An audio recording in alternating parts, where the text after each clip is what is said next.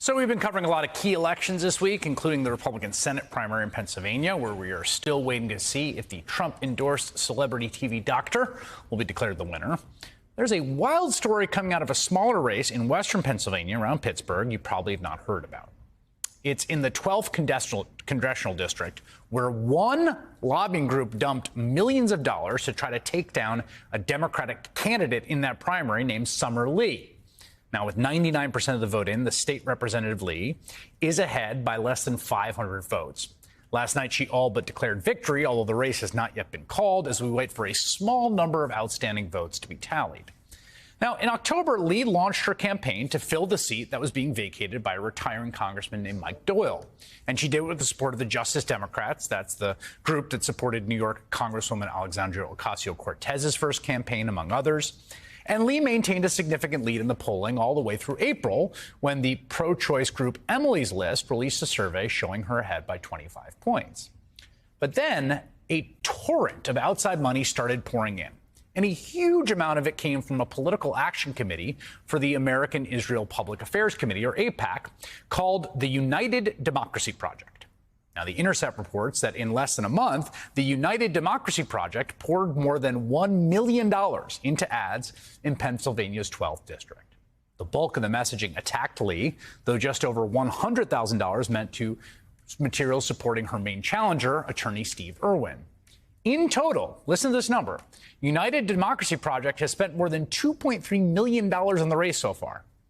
$2.3 million in a random congressional primary in a race where the top two candidates spent under $1.4 million combined. And that's as of last filing at the end of April. And the United Democracy Project, which is a sort of anonymous sounding name, has been dumping enormous amounts of cash in other races, too. The Washington Post reports that in Texas's 28th congressional district, quote, it has spent $1.2 million to help Democratic Congressman Henry Cuellar defeat challenger Jessica Cisneros. Last week, in the final weeks of a special election in Ohio's 11th district, United Democracy, combined with other pro-Israel group, quote, spent another $500,000 on ads against progressive Democratic candidate Nina Turner. Now, to be totally clear, there's nothing illegal about this. In the 12 years since the Supreme Court's decision, a case called Citizens United, outside groups and corporations have been allowed to spend unlimited amounts of money in elections. Of course, the concern of those who oppose that Citizens United decision is that there's just something fundamentally corrupting about a single entity spending at this scale and essentially becoming the dominant player in a race. And it doesn't matter who they are. It could be any group, from the ethanol lobby to teachers' unions. If the candidate is elected, where a group pours in $3 million, $2.5 million in a race, right?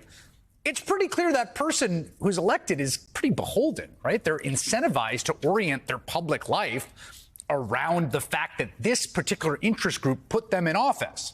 And that's precisely the kind of tacit quid pro quo issue that made Citizens United such a terrible ruling and has wreaked so much havoc in our election system.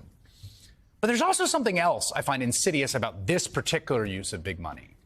Because you see, the United Democracy Project exists to bolster the United States' relationship with the State of Israel. It's the issue they care about is whether the U.S. is staunch and unflinching in its support of Israel.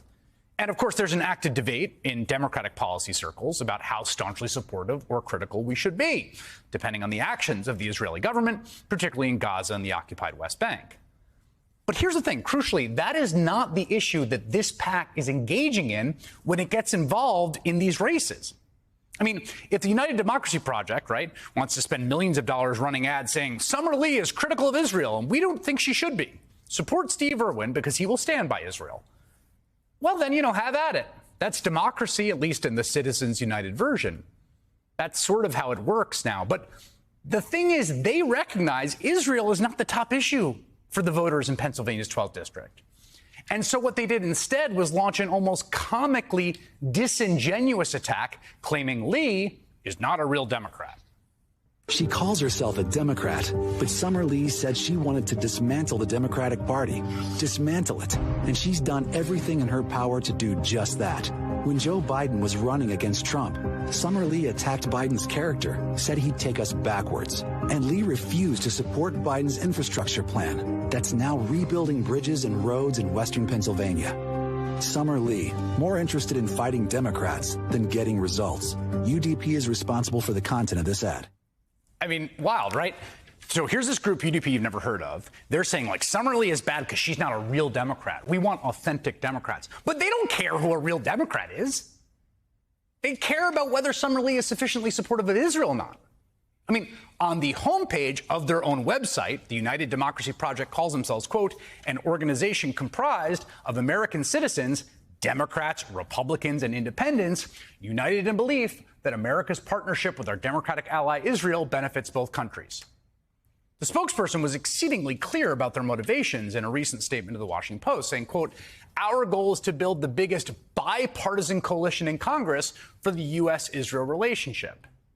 Again, that's their stated goal. That's what they care about. They care about that over everything else, to the point where they have endorsed over 100 Republican candidates who voted to overturn the 2020 election results after the insurrection.